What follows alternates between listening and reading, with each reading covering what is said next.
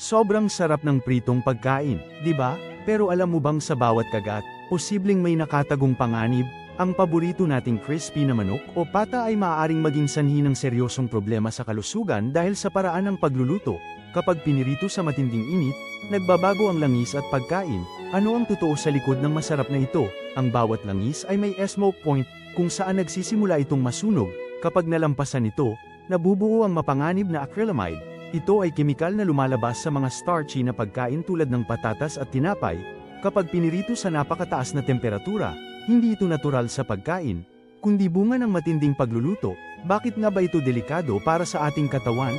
Ipinapakita ng mga pag-aaral na ang mataas na levels ng acrylamide ay maaaring magpataas ng panganib ng kanser, kahit maliit lang ang dami sa isang pagkain.